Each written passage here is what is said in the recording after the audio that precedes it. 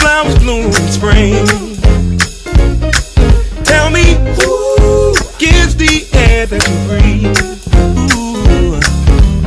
Everything that you need he will provide, so you may as well come on and give him a try. 'Cause he's awesome. Ooh, he's awesome. He's awesome. What would I do without him? Couldn't even do without him.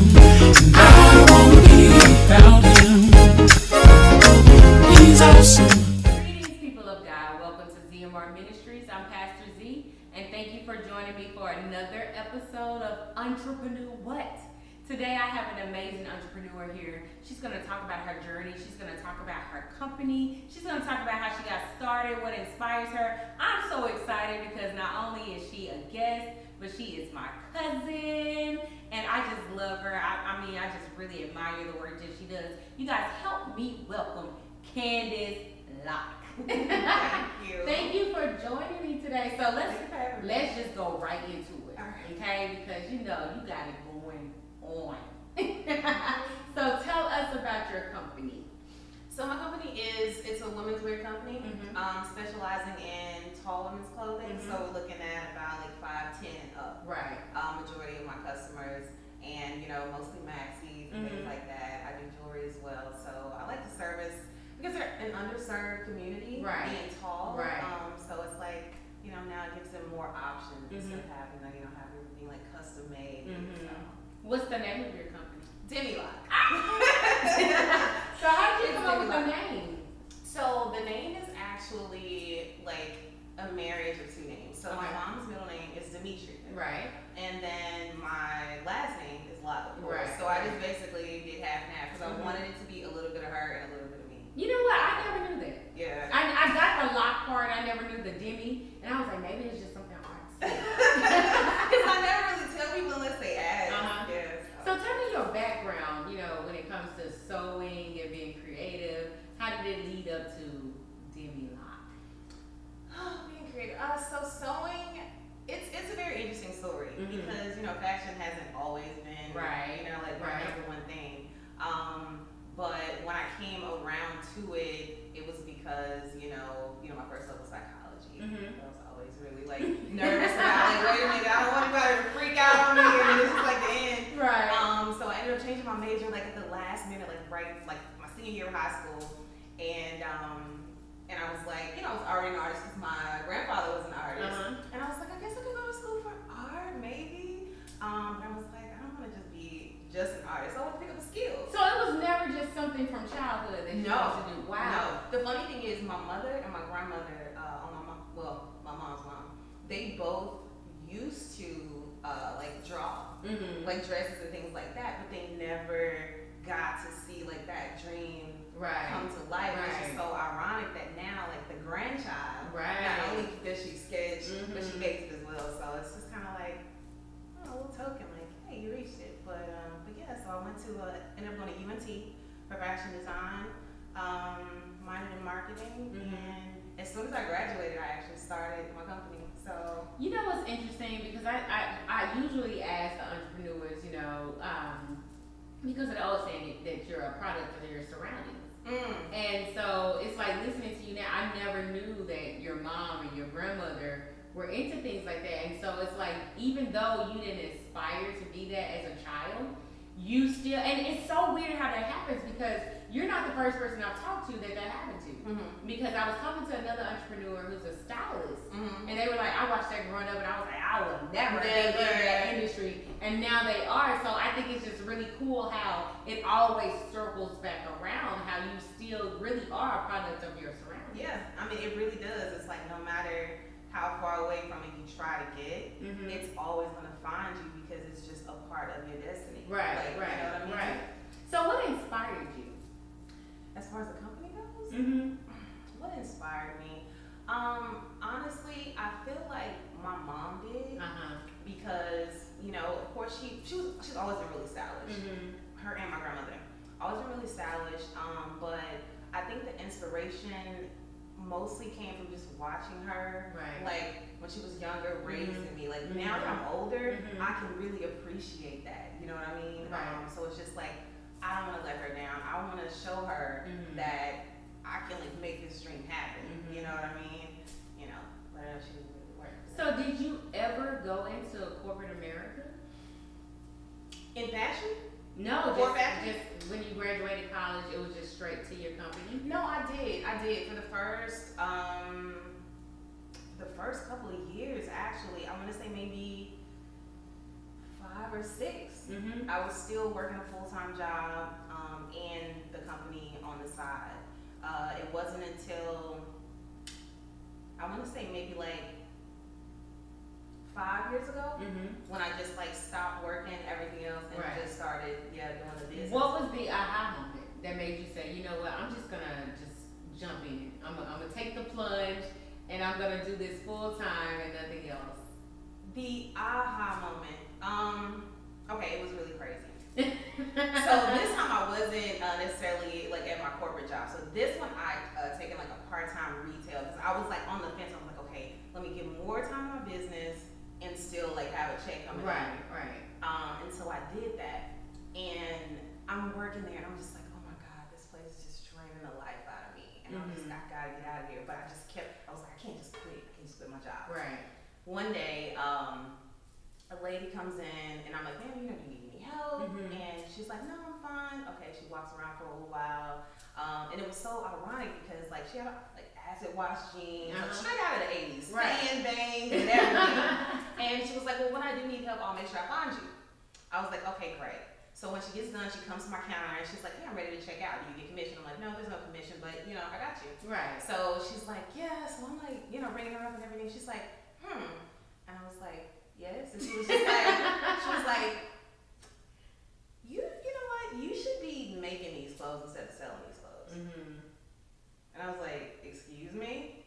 And she was like, you should be making these clothes. And I was just like, we haven't had any conversation. Right. How does this woman even know? You know what I mean? Like what I do. And she's like, yeah, you should. She's like, I don't know, it's just something about you. Like I can see that. And I was just like, oh. So I get on the phone and like at the time like I was, and I was just like, I gotta quit. It's a sign from God. Right. There's no way she knew that, Right. So he was like, do it. And I was just like, and I left. And like that's when I just really started, you know, putting like all of my time. Right. In business. I was like, what better sign do you need than that? So you make a decision. What was next? Like you just quit. How did you like jump in? Because I know you said right after college you started your company. What was that process like? And then we're gonna jump into how you moved on from working. Okay, so I graduated maybe a few months after I graduated. I registered my business. Okay. So me registering my business was that one thing that said, hey, this is real. Right. You know what I mean? Right. So I registered my business and I was like, okay, now you have to do something with it, right? So I just started and I took baby steps, you know, buying fabric, doing small orders, doing custom orders, which I feel like a lot of designers start doing custom and they fall out of love really quick. Why? Why is that? Well, what you usually find is that it's just not worth the time and the money that you get, you know, because people, you know, really picky. So it's just not, it just doesn't work out. A lot of times it's really time consuming. But I always knew that I wanted to have a brand that was mainstream. You know what I mean? Like something that anybody could go and, you know, grab and wear. Right. So that was my goal, and I started to kind of tweak my style. Because when you're in school, they teach you to be really creative. Right. You know, like go over the top with everything. And so when I graduated, I was like, yeah, go over the top with everything. And so everybody loved it, but nobody was buying it. Gotcha. You understand? So I had to switch my strategy and my marketing to. Y'all hear that? Yes, I had to switch things up. Come on. Because I mean, it is a business of money. You have a passion for it, but you also want to, you know, be able to live off of it. So I had to basically down the creativity a lot in order to get the customers comfortable.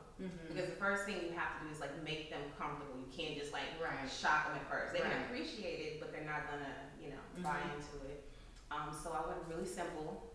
I started with some staples. Okay. And once I realized like the staples were the things that were, you know, like going out of the door the fastest, I stuck with that. Got you. I stuck with that and I just tweaked it, you know, along the way. And customers along the way, like they'll, give you like their input or whatever, and you just kind of tweak your brand. So you're always re-strategizing. Always. Y'all get that? I'm telling you. Always. The market is always changing. Right. And you have to keep up with it, because if you don't, then it will leave you behind. And right now, like, everything is online, so you have so many competitors. Gotcha. So many competitors now, so you just have to kind of stay on top of things.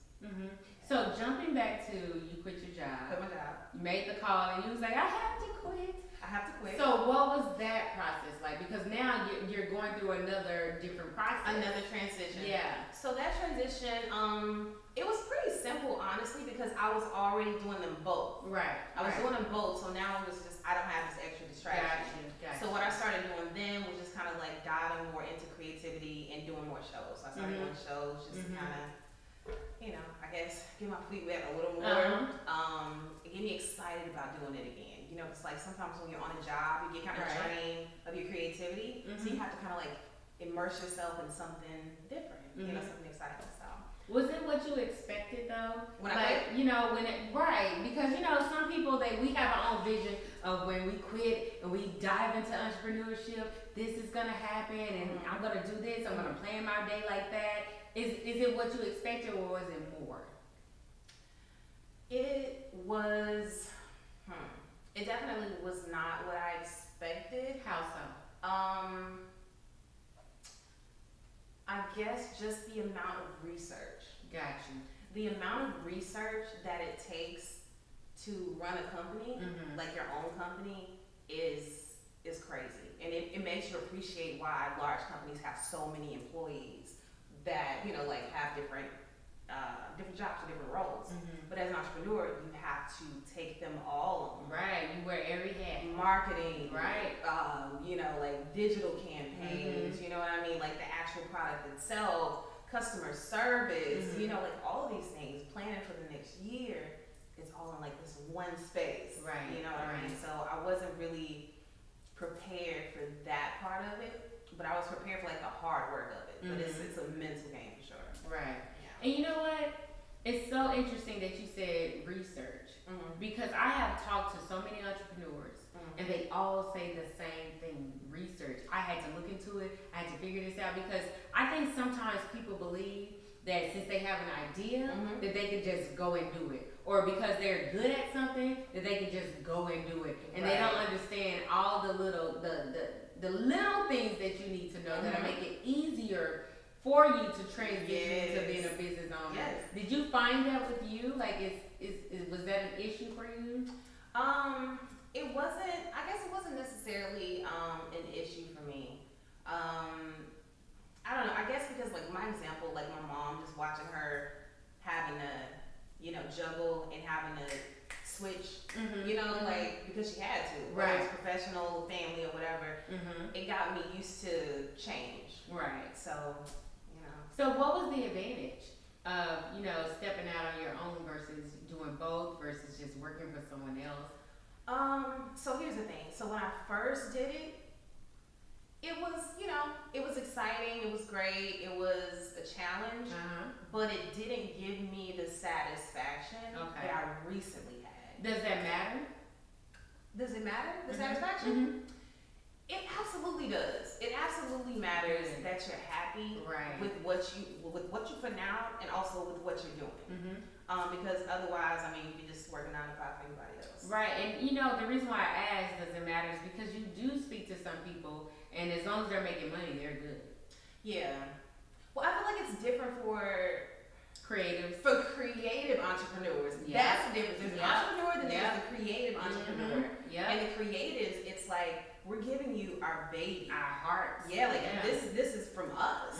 So we're attached to it. Right. And it's not just about the money. We want you to love what we're giving. I think Erykah Badu said it best.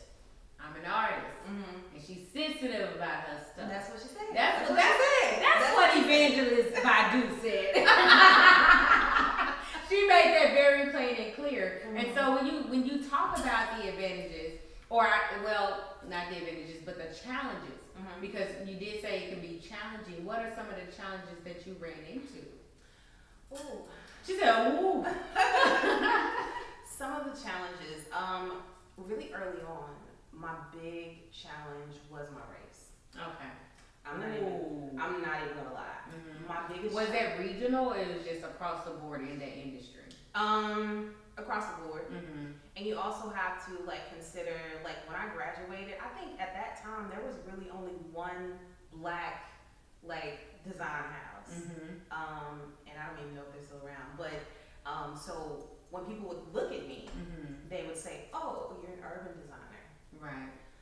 Instead of just a designer. Instead of just a designer. So it's, oh, you know, like you make t-shirts with graphics. No, right. That's not what I do. Right. I've gone to like interviews where, you know, like in email and phone conversations, oh God, we want you, we have to have you. Mm-hmm. But, you know, this little brown chocolate girl, you know, comes along with the package. So that was a big challenge to begin with, because you aren't necessarily looked or viewed as the same. Mm-hmm. You have to work twice as hard. It's just one of those things you have to overcome. So it took me a while, and my customers actually helped me overcome that. Okay, how? Because so when I say my race was a thing, so on one side, people expected because I was, you know, black, mm-hmm. that I should either serve one or the other demographic, right? And that's not what I wanted to do. So they felt like if I was black, then only black people would patron for me. So in other words, they tried to put limitations on you. Put limitations on you. Right. Also, and at the same time, still telling you that, well, black people don't patron black business. Right. So then that leaves you feeling like, oh, well, you know, am I gonna make money? You mm-hmm. know. Mm-hmm. But what happened was my customers are great. Like they really came through, and the demographic is just all over the place. Right. You know what I mean? So it just made me feel like, okay, my work is good. You know, it doesn't have anything to do with the demographic. You know, like my skin color. You know, my race. Right. So, yeah. And you know what? I think that is so encouraging for so many people, because the reality of it is, you know, we know what's racing against us, and it doesn't become reality until you're actually in it. Right. And so most people don't prepare for that, you know, and they don't have the advantage like you did, where they have customers who are loyal, you know, who push you and say, we're going to push you out of that, we're going to show them they're wrong, in other words. And so what they're finding themselves stuck. You know what I mean? Yeah. They don't have, I guess, that wherewithal to overcome that. Yeah. Because some people, you know, once they're told something negative, they run. And they're allowed to shut them down. And there are a lot of new entrepreneurs out there that have closed down and just stopped for you know, they stopped pursuing their dreams because they just felt like, okay, obviously this is not for me. Well, I mean, I think that every entrepreneur gets to a point to where they want to quit. I've wanted to quit several times. You know what I mean? Because you have to deal with, you know, balancing your life, balancing your business, you know, balancing just your mental, you know, state, you know, on a regular basis. But sometimes it can get defeating, but it's supposed to, because that's what's going to push you. One thing that I learned early on, I used to really freak out if I got a bad review, or a customer wasn't satisfied. Right. But the reality of it was, it didn't happen to me that often. But when it did, I was just like, oh my God, you know? But it's like, now I look at it and I'm like, wow, I've really grown. Because then that would have knocked me off my kilter. One bad review. Well, now it's, oh, you know, this wasn't as long as I thought it was, but this wasn't, you know. Okay, great. And then we figure it out, we fix it, and then we move on to the next thing. But it's like you have to have those bumps and bruises so that when you really come into your business, you handle it like this. And you know what? Negativity helps you grow. It does. It critiques you, and you know, you can take it and cry, or you can take it and say, you know what? They may be right.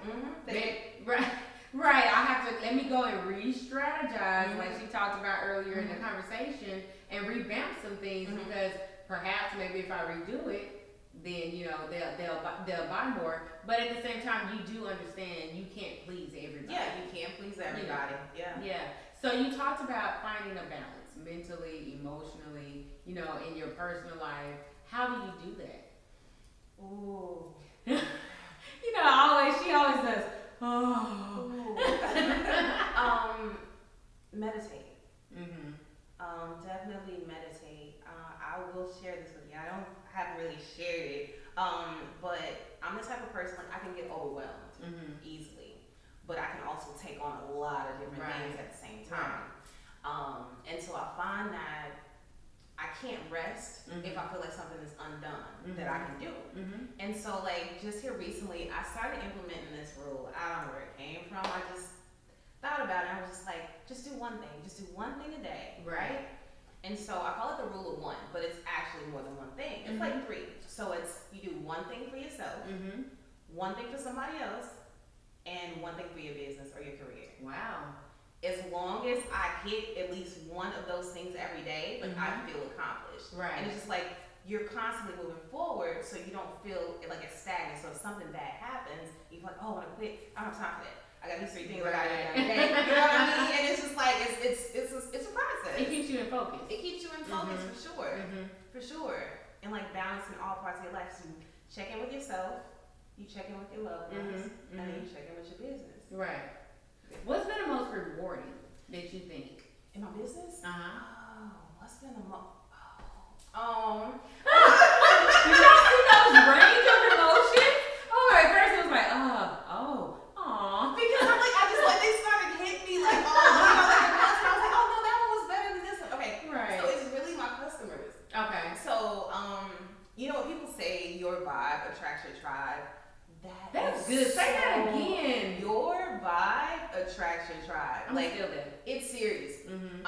Because I'm a very, I don't know, but I would say like my customers really know me. And they get it. So it's like a lot of things don't have to be explained. And I think that their attachment to not just the brand itself, because of course first they fall in love with the product, right? But then they get to respect the person. So it's like I look now and like I'll get emails or like messages from my customers, and they'll be like, "Hey, you know, I wore your dress to my wedding. This is what I wore for my wedding, or my baby shower, or I'm taking family photos. They're sending me pictures of their kids, and their kids weren't." I'm just like, seriously, that's the most rewarding part of it. Is just to know that like you were able to give a little part of what you have to somebody who you'll never see in life. Right. So I remember telling her some years ago, I was like, girl, you making my wedding dress. You remember that? I remember. I was like, you're going to be making my dress, so go get the fabric now. Now, that was a long time ago, and it's coming. It's coming, but, you know, keep that fabric on lock. Okay. So I always tend to ask this question, you know, because you get people who jump out. And like you said, you started at corporate and you were doing both, and then you know now you're just doing your business. Did you ever have a plan B? Like, do you believe in plan Bs? Because some people say, "Oh no, I don't have a plan B because I'm going to do this or I'm not." And then some people are like, "No, you need a backup plan. That's just for safety reasons." What is your take on that? Plan B. I feel like. For me, my plan B was always, there's always going to be a job you can go work on. Right. You know, to pay your bills. Right. If, you know, like your business isn't working well. So, like, there was always a fallback. And I did that several times. I worked a job all the time, still try to manage my business because bills had to be paid. Right. Let me interject right there because I think that is the biggest misconception that people have, that when you say I have a dream, because you know I started out, I'm gonna be an actress, you know I'm gonna do this, and then you know you run into people and they're like, girl, what you doing? Oh, I Uber drive, I lift, I do this, and they're like, well, why you not doing acting? I am doing acting. Yeah, you know it's because until you get to that point, you have to be realistic. You gotta live unless you're gonna be on the street. My friend told me they was like that whole notion of a struggling actor. I'm homeless and this, that, and the other just to have a big story. That ain't hot. Like, go get you a job so you can eat and maintain yourself until my dad puts it like this. Do what you gotta do until you can do what you want to do. Yeah. That's true. And so it's not to diminish your dream or undermine what you're doing. And it doesn't. Yeah. And I think a lot of people don't get that. They get discouraged because they're just like, man, why can't I, you know, do what Candace is doing and just do this full time? Why do I still have to work my job? Because you got to live. You got to live. Yeah. You have to live. And so you know, with the whole, actually it was before the pandemic. I ended up, I had to get another job. So I got a 9 to 5. I was in transition, right? And I just got to a point where I was like, this place is really dead end. Everyone there knew that it was a dead end job, but everybody was so complacent because it was an easy job. Right. But it just like, you know, it's just like you feel it in you when it's time to go. And I was like, well, it's now or never. Then I didn't have a plan B. Right. That was the only time I didn't have a plan B, and it wasn't to get another. I was like, I don't want to work for nobody else. I'm gonna do it. So I quit my job, and I started like doing my business like 100% full time, and then I started door dashing. I was so nervous, right? I was so nervous, but I was like, that was my cushion for like, if you know, if a sale didn't, you know, come or whatever, it was my little cushion. But that time frame where I was able to just focus on my business, have a little cushion, like I didn't have an excess of money, of course, but all of my bills were paid, and I'm not working for anybody else. You know what I'm saying? And you get to live in that creative space. That was the most freeing time. When everybody in the world was in a panic, I was like, this is great. This is great. I mean, seriously, it really was. So by the time that hit, I was like, okay, like I was ready for it. Right. I was like, I guess it's time. And I don't know if it was that way for everyone else, but a lot of people that I know that are entrepreneurs, their businesses did very well during that time. Right. You know, so I think that entrepreneurship is really the way to go, because if one thing that this whole pandemic taught us is that everybody's really relying on someone else for their food. Right. Yeah, so it's like you have to be self-sufficient in this time, because if the company closes down, you just walk out the door. There's nothing else you can do. But if you have your own business in a time like this, you can manage it and maneuver it and change it at a moment's notice to fit, you know, like what's currently going on. So, you know what's great about this pandemic is you would think it's a time that people are just terribly afraid, which they are, but you would think it's a time that they just hold on to everything they got and don't do anything because panic paralyzed you. But I have seen so many people launch businesses during this pandemic, because I think they're starting to realize, you know what, at any moment, these big companies can allow something like a pandemic to shut them down in a matter of months. And then I'm stuck out. Whereas if I had my own stuff, I could give all my time. And being at home, I think that's the biggest thing that people were saying was the advantage.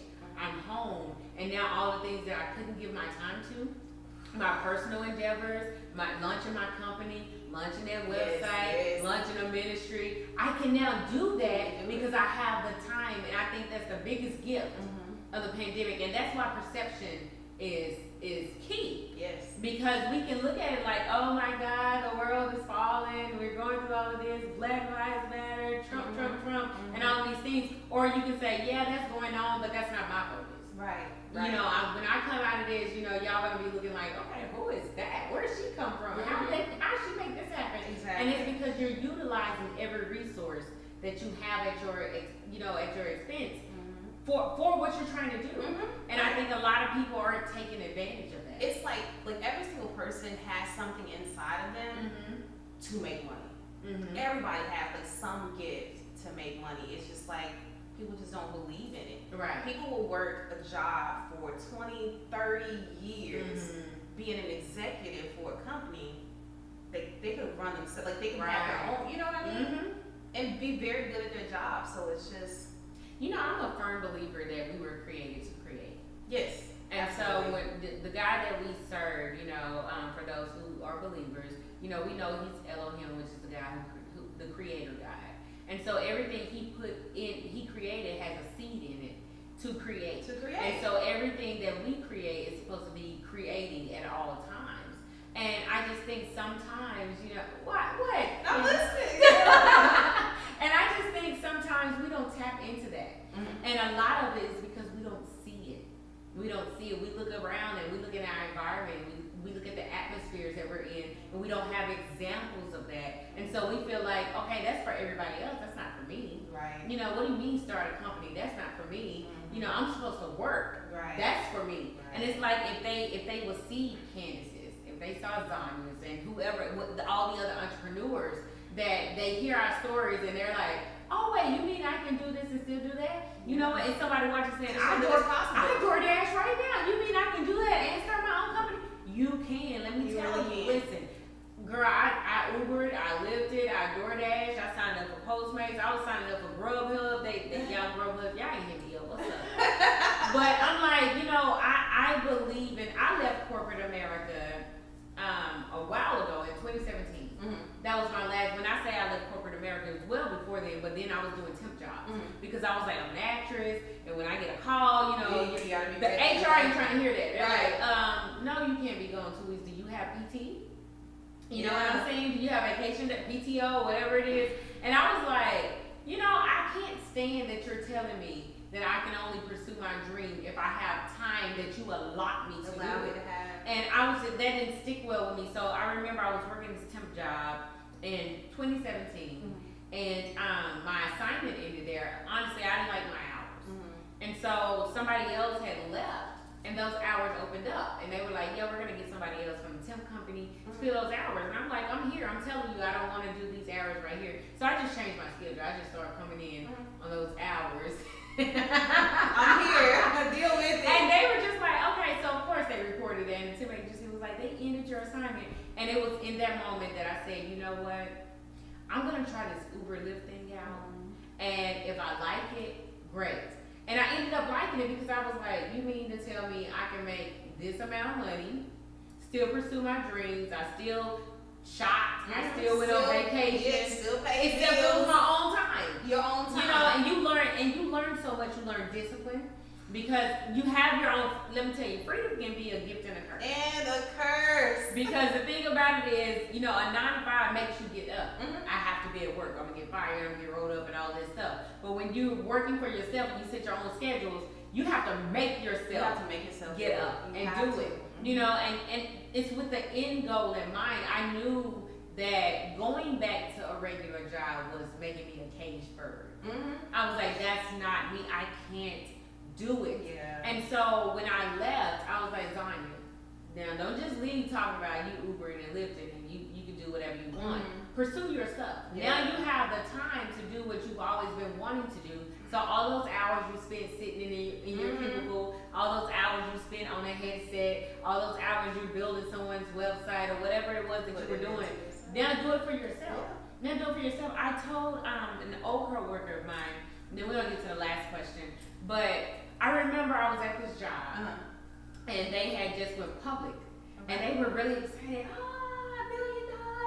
They had signed with this Swiss company. I mean, it was great. Everybody had decoration around and they had catered food.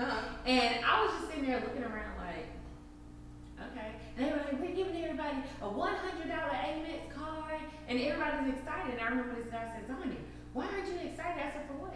I'm not rich. I didn't sign, you know, with $1 billion company. I was like, this Amex card, did you read the fine print? It's gonna come out of your check. And they was like, well, I just don't understand. I said, let me tell you something.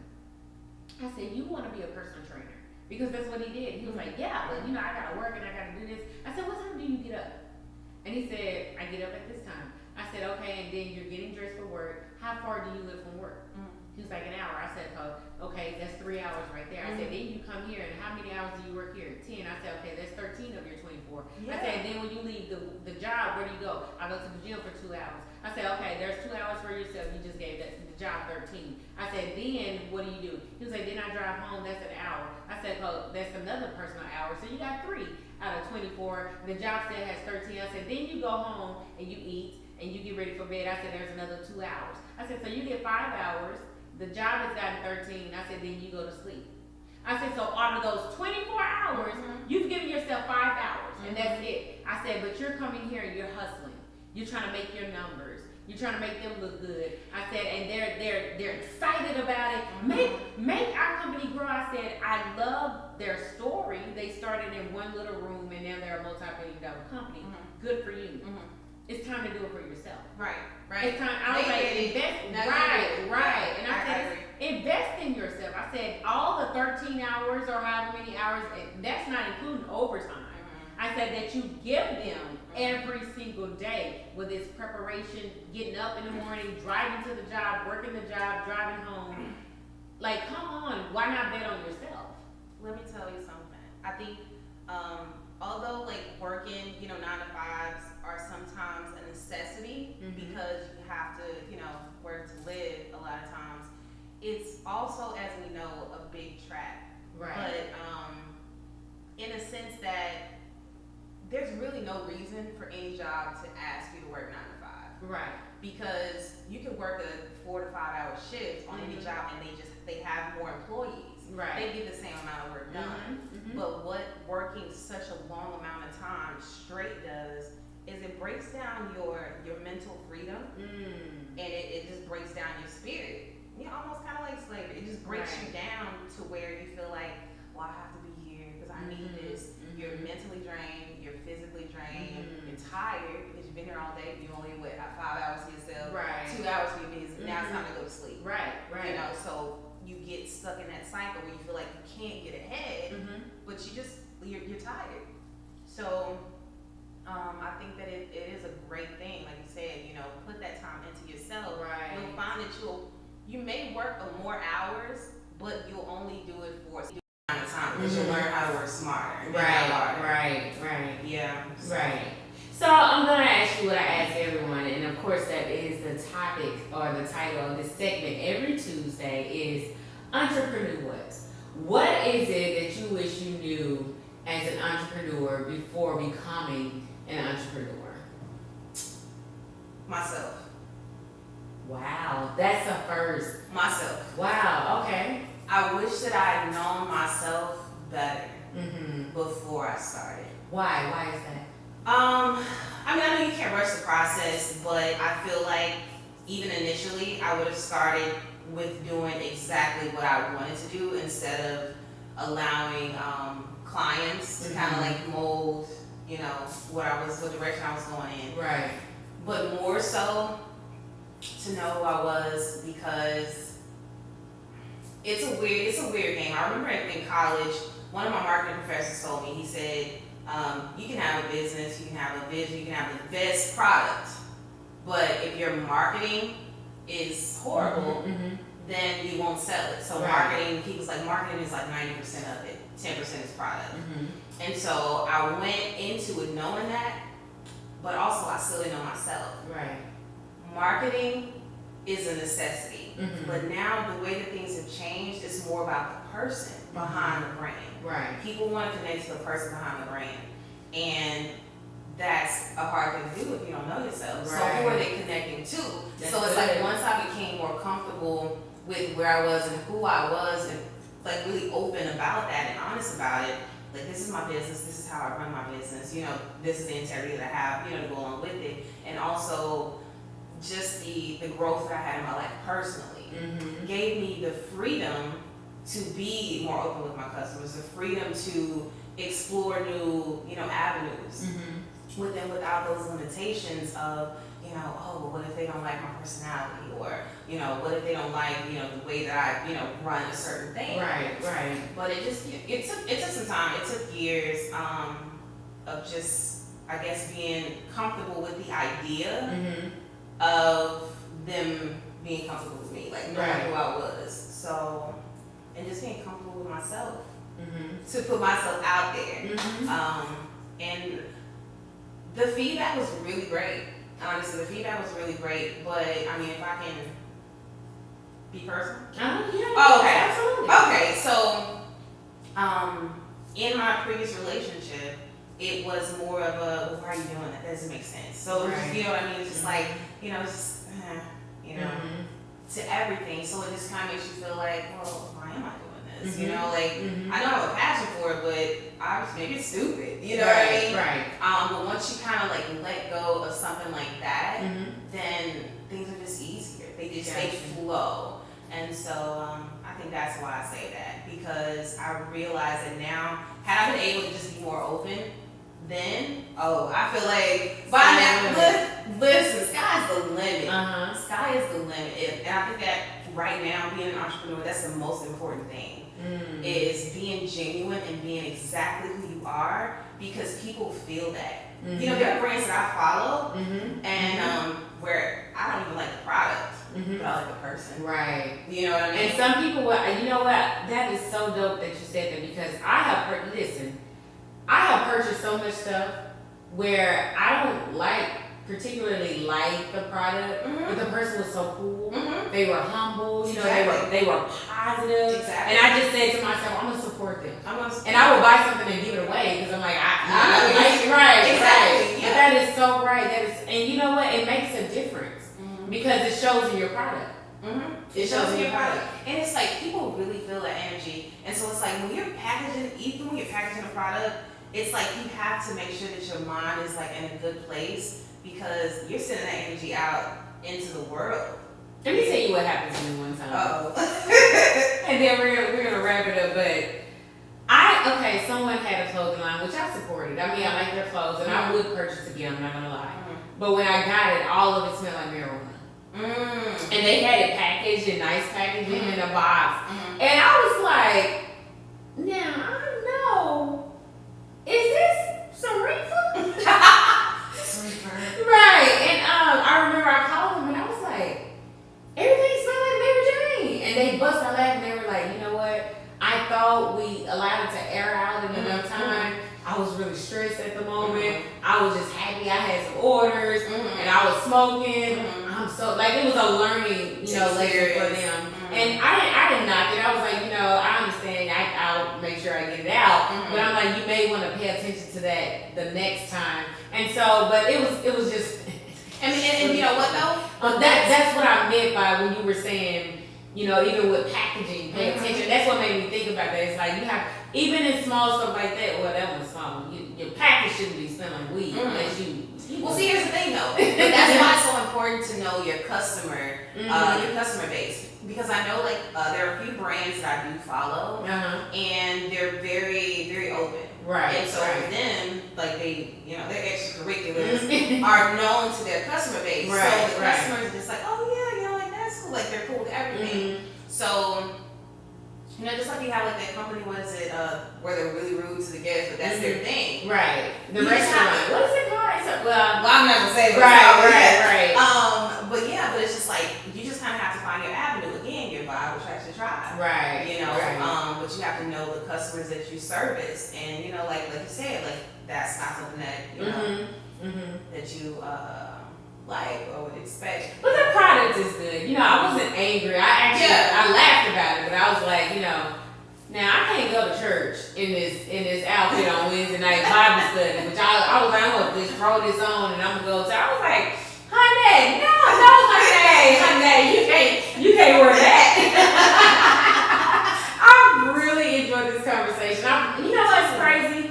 I've learned so much just sitting here talking to you that I'm just sitting here like, what? I never knew that. That's so interesting how you can be raised with someone your whole life and you think you know them. And then it's like, okay, wait a minute, we've never talked about that. But I just want to take this opportunity to say I'm so proud. And I'm proud of you. I'm proud of you. I'm so excited and I'm happy for you. I'm always rooting from afar, like, oh, okay. And I just want you to talk to them and just give them one last word of encouragement. And I also want you to say the name of your company again, your website, how they can purchase, where they can find it, your information. Sell yourself, girl. Okay, so I will leave entrepreneurs with this bit of information. Don't limit yourselves. Even if your craft is printing postcards, there are so many things that go into making a postcard that you can break apart to make money in different ways. Never limit yourself. There are things that I use now that I learned in school I never thought that I would need, but I'm able to make money, not just off of clothes, but I do digital design for people now. I never thought that I would do that. Right. But you learn it because you have to do your craft. So never limit yourself. Use every single thing that you've learned because it's always going to come in handy. If you're working a 9 to 5, this is what I always used to do. If I work a job, I know I'm going to get along, but the one thing I do is there's one thing I want to take away from it. I have to learn something. Right. Any job I go to, as much as I hate it, there's always something that I can learn from it and put it back into my business. Every single job, even the worst one. So I would say definitely take something away from every single job because it's going to help you in your own business. That is what seriously, that's the biggest thing. So my company again is Dimiloc. You can browse the website at dimiloc.com. That's DIMILC.com. On Instagram at Dimiloc, and the same thing with Facebook. Oh, Facebook is Shop Dimiloc. So yeah. Exciting. Y'all heard it. Dimiloc.com. She's on Instagram. She's on Facebook. Go on there, especially for y'all taller women. That is for you. Okay? We're always talking about stuff. Oh, we don't get to make stuff for us, and we can't find it. Now you have it. Dimiloc. Dimiloc.com. Candace Locke, thank you so much for joining me. Thank you for having me. Thank you for coming. I enjoyed our time together. Listen, all my entrepreneurs out there, all my aspiring entrepreneurs, get your advice. You know what I'm saying? She's laid out a blueprint. She's giving you her process. For the ones who are entrepreneurs, listen, every Tuesday, we highlight our entrepreneur for the month. We're going to be spotlighting one entrepreneur every month. Y'all know how it works. If you are interested in being interviewed and having your company spotlighted, reach out, DM me, send your information. You'll have all of that posted. We want to hear your story. We want to talk to you. We want other people to hear and support you so you can grow, so your business can grow, and we can help someone else in their process, okay? Listen, tomorrow is what? Wednesday. That means it's What's the Issue Wednesday. We have another topic. We have really good guests. I can't wait for you guys to join me. It's going to be a treat. Thank you for tuning in again. You can watch the rebroadcast of this next week. We'll see you then, okay? Have a great night. Thank you. Thank you. See you later. Thank you haters, cause I know you're watching. And if you think it's over, then haha, I'm laughing. Take a picture of the beginning. We pushing. Get your minds, get your brains, let's get your mind.